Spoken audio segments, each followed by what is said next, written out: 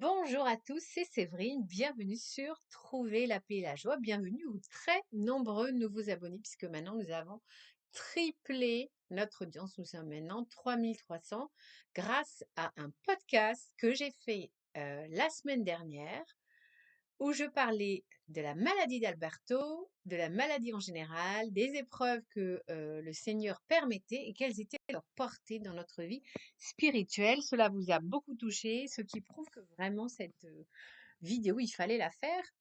Alors, merci déjà à tous, puisque vous êtes 54 000 à l'avoir vue. Il y a plus de 1000 commentaires. Enfin, cet élan vraiment de compassion, de solidarité, c'est vraiment ça fait très chaud au cœur.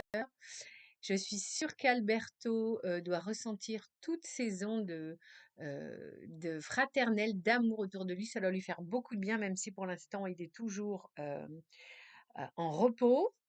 Et d'ailleurs, ce soir, il y aura une vidéo où il vous expliquera quelle est sa maladie, puisque certains se demandaient ce qu'il avait. Il y aura un petit message d'Alberto. Donc voilà, il est malade, mais rien non plus de gravissime. Et puis, moi, je voulais tout simplement vous remercier pour tous ceux qui ont bien voulu aussi penser à moi et prier pour moi. C'est très gentil, parce que moi, j'ai rien de grave, mais c'est douloureux. Voilà, la maladie, c'est pas facile. Et en plus, il faut savoir que non seulement j'ai cette maladie depuis 7 ans, mais j'ai beaucoup, beaucoup, beaucoup d'autres croix dans ma vie, puisque je suis une maman célibataire. Je suis séparée de mon mari pour la deuxième fois, mais pas divorcée, parce que je m'accroche à mon mariage et j'ai 2 enfants qui ont des troubles neuropsychiques.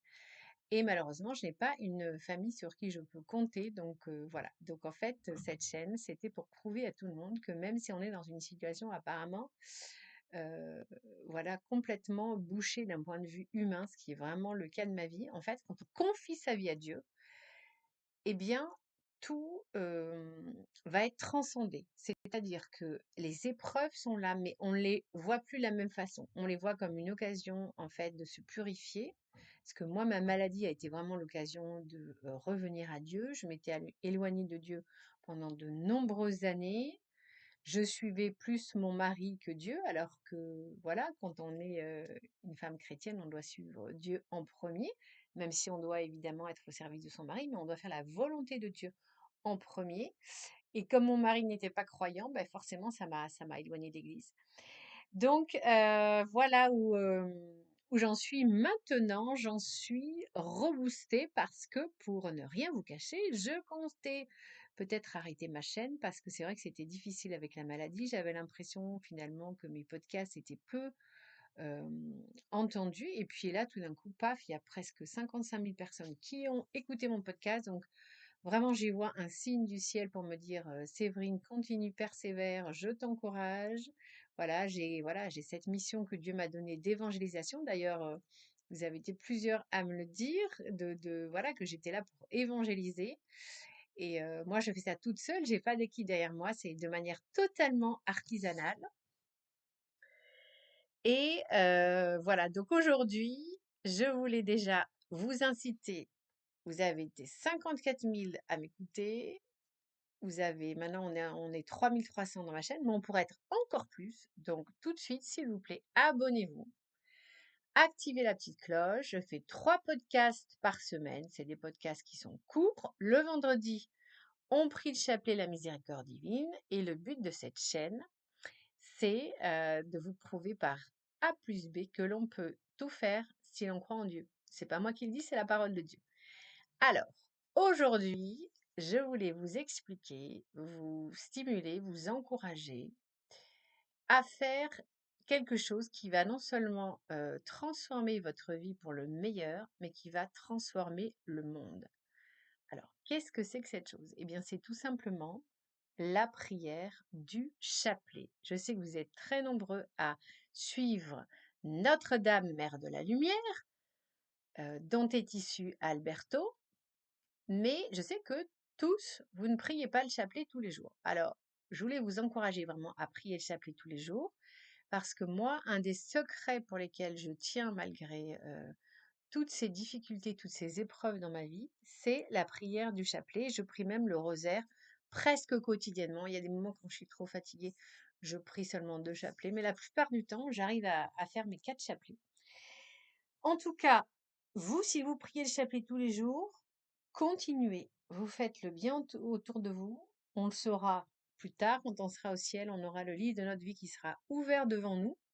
Et en fait, bien, Jésus nous montrera toutes les situations qui auront été dénouées grâce à nos prières du chapelet, tout le bien qu'on aura fait. Vraiment, frères et sœurs, si on prie le chapelet, c'est moi qui le dis, c'est le grand Saint Padre Pio. Si tous les catholiques prient le chapelet tous les jours, ce qui prend entre 20 et 30 minutes selon la vitesse à laquelle on le prie, je vous assure, c'est Padre Pio qui l'a dit, qui était un très grand saint, qui était en communion constante avec le Christ, eh bien, le monde se convertira en un an. En un an, le monde deviendra catholique. Non, mais vous imaginez ce que ça veut dire? Il y aura plus de guerre, il y aura plus de pauvreté, puisque les riches prendront conscience que, voilà, il faut partager. Donc, les ressources seront partagées. Il y aura plus de guerre, il y aura plus d'injustice, il y aura plus d'avortement, il y aura plus d'euthanasie, il y aura, voilà, les mariages tiendront le coup, les couples se réconcilieront, les familles, voilà, il y aura plus de disputes. On vivra dans un monde de paix, d'amour, de solidarité. Voilà, Dieu nous donne régulièrement des messages pour nous dire, mes chers enfants, certes, il y a des prophéties qui annoncent la fin du monde, mais il y a aussi la possibilité, toujours par nos bonnes actions, d'inverser le cours du monde. Dieu nous permet toujours cela et régulièrement, il envoie des saints comme Saint Padre Pio, qui était un saint absolument extraordinaire. C'est un saint qui, tout au long de son sacerdoce de prêtre, c'était un prêtre capucin italien. Vous pouvez aller chercher sur Internet, vous allez trouver énormément de ressources sur lui.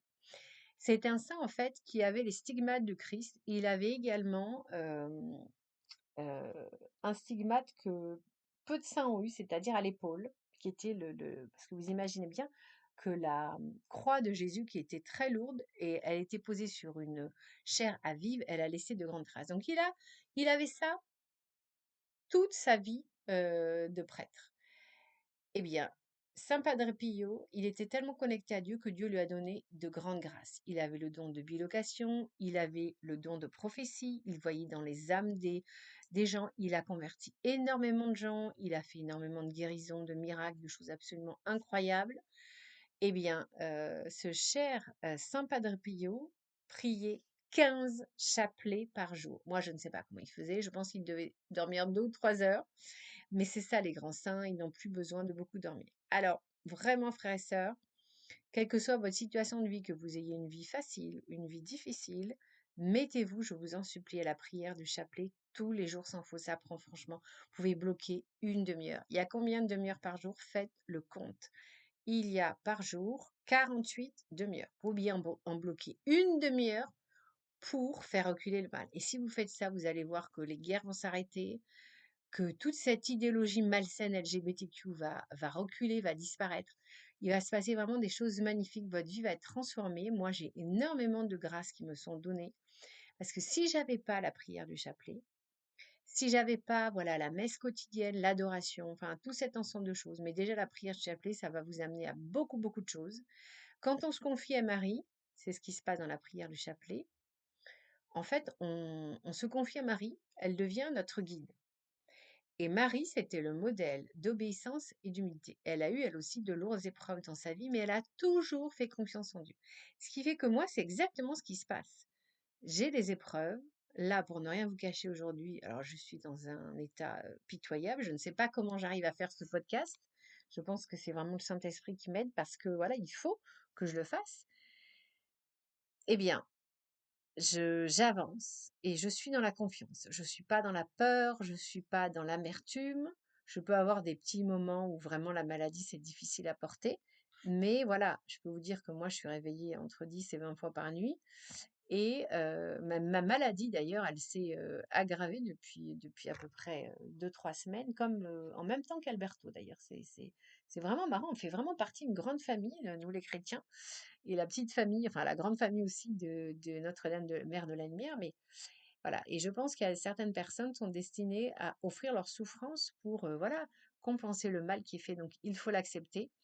Je remercie d'ailleurs les personnes qui m'ont raconté vraiment, voilà, je sais que je suis loin d'être la seule malade qui offre ces souffrances. Et vraiment, soyez bénis, frères et sœurs en souffrance, parce que vraiment, il y a une personne qui m'a raconté quelque chose de très émouvant. Elle m'a dit qu'en fait, elle remerciait Dieu pour ses souffrances, vous imaginez, et qu'elle demandait, elle faisait l'adoration tous les jours. Elle faisait évidemment le rosaire tous les jours et qu'elle demandait vraiment à Dieu de lui donner la force d'accepter ses souffrances. Donc vous voyez, vous n'avez pas forcément de grandes souffrances, mais voilà, il y a des choses qui vont pas dans votre vie, vous sentez que vous vous éloignez de Dieu, vous sentez que vous n'êtes pas assez proche de Dieu, qu'il y a les tentations du monde. Alors s'il vous plaît, on peut convertir le monde, franchement, on peut convertir le monde en un an, mais il faut qu'on s'y mette tous et toutes. Donc likez ce podcast, partagez-le autour de vous pour convaincre un maximum de personnes à se mettre au chapelet. On commence, au début c'est compliqué, on n'a pas envie de le faire, mais vous allez voir qu'au bout d'un mois, le cerveau va vous le réclamer, votre chapelet. Et moi, je peux vous dire que toutes les personnes qui prient le chapelet, elles disent il y a un avant et un après. Quand on prie le chapelet, on se sent vraiment dans la paix. Donc, je compte sur vous, mettez-vous au chapelet ce soir avec Notre-Dame Mère de la Lumière, ou tout seul, ou dans un groupe de paroisse, comme vous voulez, mais priez. Soyez bénis, on se retrouve mercredi, voilà, pour un nouveau podcast où je vais vous parler d'une sainte extraordinaire, Sainte Mariam, qui a été égorgée à l'âge de 13 ans et ressuscitée par les mains de la Sainte Vierge. Décidément, vous voyez que la Sainte Vierge, elle, peut tout. Gloire à Dieu, soyez bénis, rendez-vous mercredi. À bientôt.